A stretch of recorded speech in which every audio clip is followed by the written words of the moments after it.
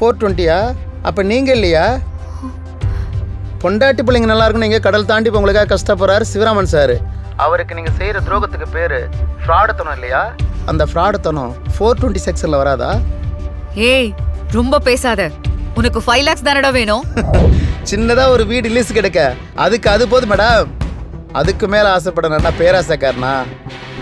இந்த சென்னையில் மாதம் மாதம் வீடு வாடகை கட்டுறது வயிற்றுச்சலாக இருக்கு மேடம். சரி வை, பணத்தோட வரேன். ம்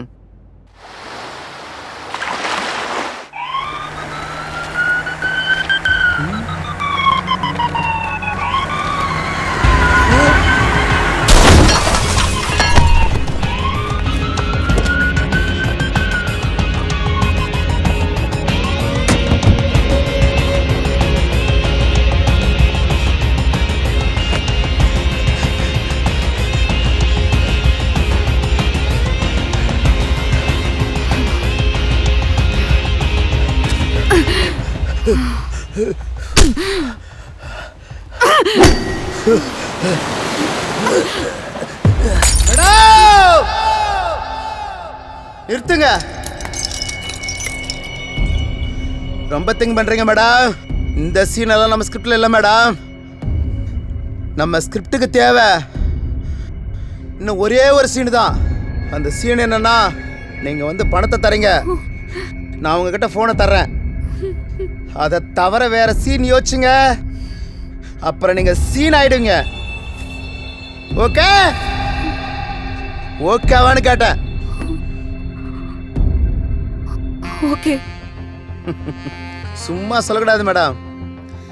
இமேஜினேஷன்ல என் நெஞ்சு மேல நீங்க கோவமா கால் வைக்கும் போது செவ்வாழை தண்டு போல சும்மா வழ வழன்னு அட அட அட. ஹேய், அதான் பணம் வந்து குடுக்கறேன்னு சொன்னேன்ல.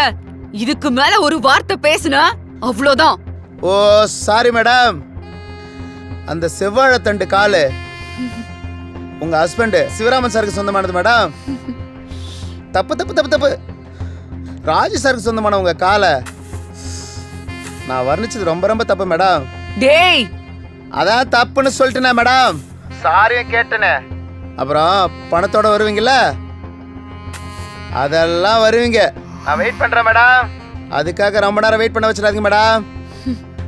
பண பசியோட இருக்கேன். ஃபாஸ்டா வாங்க. என்ன கொஞ்சம் தாமதமானாலும் பெட்ரூம்ல ராஜ் சாரோட நீங்க ஆடிய நிர்வாண ஆட்டம் சோசியல் மீடியாவில் காட்டு தீயா பரவும்.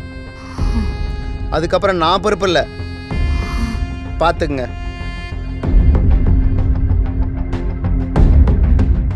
பணத்தோட வருவீங்கல்ல, அதெல்லாம் வருவீங்க.